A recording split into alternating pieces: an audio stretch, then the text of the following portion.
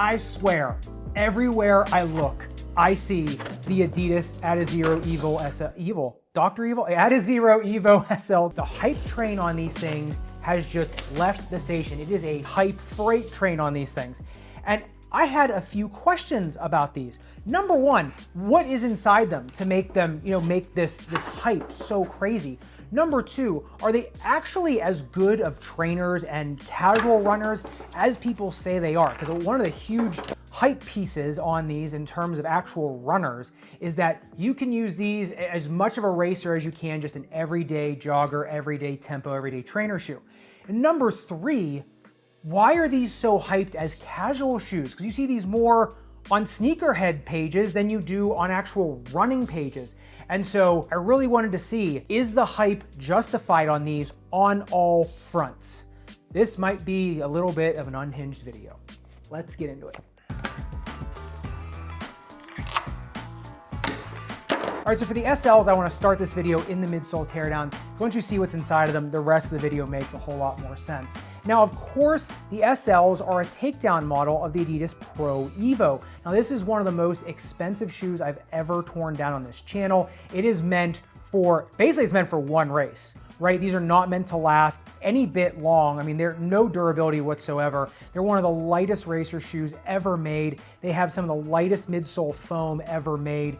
It's got the energy rods going down there. I mean, this thing is just a feat of engineering. The uppers are basically just like a spider's web. These are incredible. And they're also incredibly expensive, and they're only made for race day. So not really anything that a general consumer, even a more elite runner, would want if you're not like really needing a certain time. So in comes the SL, and if you look at these things on a teardown, they're really nothing similar, right, to the actual Pro line. Now, that doesn't mean it's a bad thing. Now, this entire midsole is Adidas Light Strike Pro foam. Now, that's TPEE foam. That's thermoplastic polyester elastomer foam.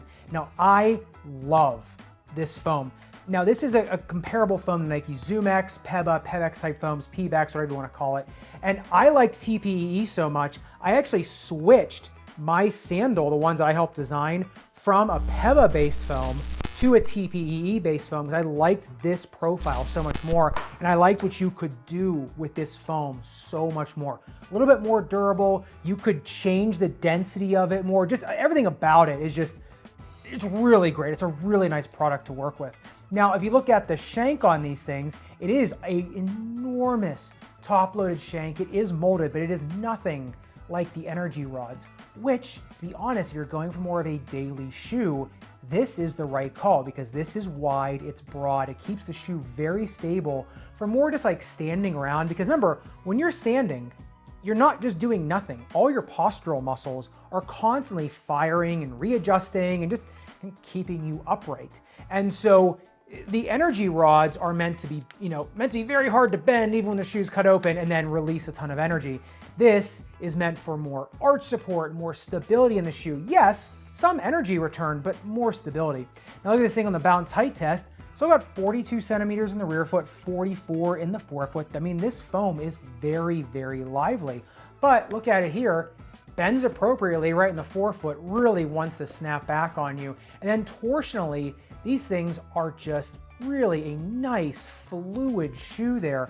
And then look at it on the tensiometer here. To get to 45 degrees, it actually takes 38 newtons. So it's a very easy moving shoe. But as you can see how it just wants to snap back once you've done that, because TPEE per gram, per ounce, whatever, is so durable. You're getting a lot of the best of both worlds with this, plus the sculpting here. So yeah, it's a little bit more of a wide-based midsole too. The rear foot in this is 8.5 centimeters for a men's size 11. That is wider than some like stability-focused basketball shoes, which to me is just insane. The forefoot here, the midfoot area, is actually pretty wide too. I know it looks really narrow in the footbed in the midfoot because the footbed, it is a little more narrow, but actually what is contacting the ground is not as unstable as it may look. Now, speaking of stability, if you look in the rear foot, you will notice a huge bevel back here. Now that bevel is because a lot of people, when they walk, heel strike, or a lot of people when they run, heel strike. Even a lot of elite runners are still heel strikers, because that's just what more their natural stride is. That's what their anatomy is more geared toward. And so in these ones, you actually do have a decent landing pad back here. You got a big bevel, but as you go up into the meat of the rear foot, so if you're a midfoot striker, or if you're someone just standing around, the actual meat of the rear foot is flat.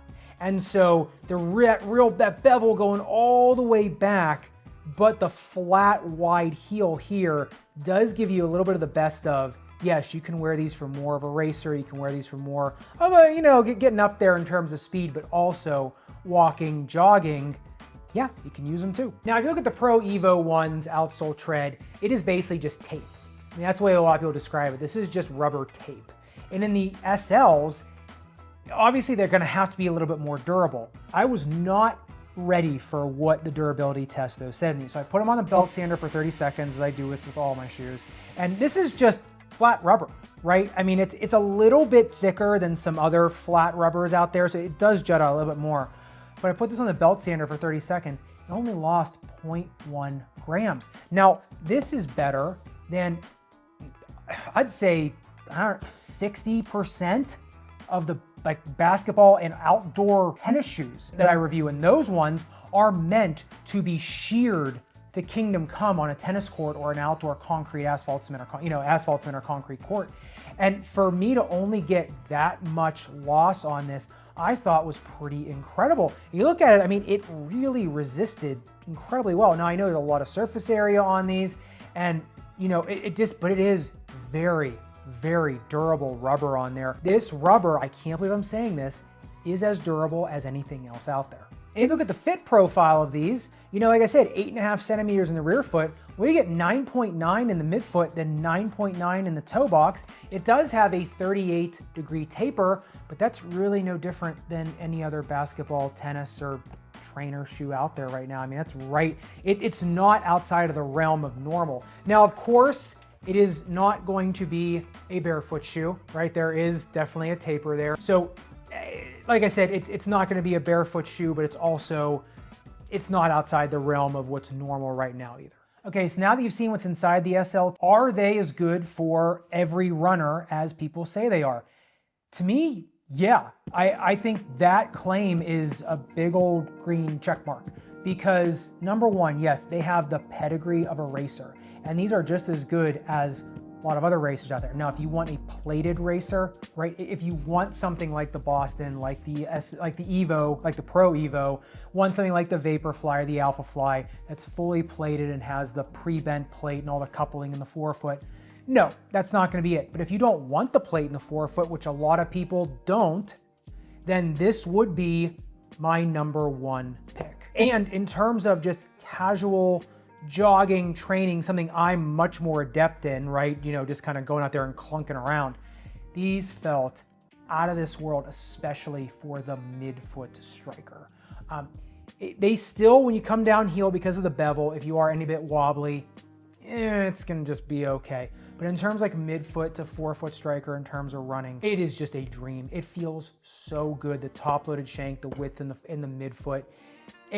Yeah, Light Strike Pro is Light Strike Pro. It's out of this world. So yes, I do think that if you're someone that doesn't want a plated setup, race day or training, especially because of the durability of the yeah, sure, great. So that's big check mark. Now, in terms of like walking shoe, there are obviously better out there. I don't think they are bad, right? I think if you want them as a walking shoe and you really want this, then I think you can do it. The one bad part about these in terms of anything athletics, so race day, training, jogging, casual walking, whatever outside if it's hot out, is these do not breathe like other racers. The Evo Pro, the Pro Evo, this thing's a breathing machine. The Vaporflies, the Alphas, a lot of the new, all those are just, all the Brooks just breathe like crazy. These do not. These are basically a matted down weave. It's basically continuous.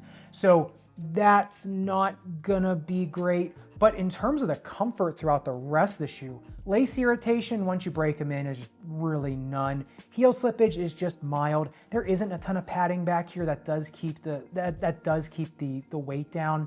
But in terms of comfort, I think they're fine. And that brings me into the casual space. And the other question I had, are these an okay casual shoe? They're not wobbly. They're not, you're not like, it's not like the guy in the airport who's breaking his ankle trying to get to his gate, trying to like jog with bags wearing Alpha Flies.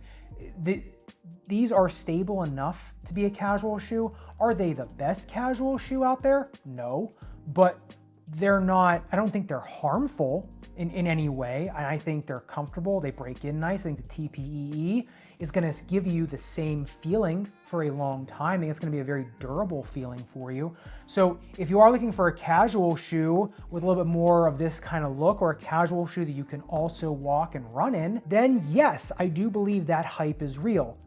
I don't know how the hype like started, because there are a lot of really good casual shoes out there that don't get the hype these do.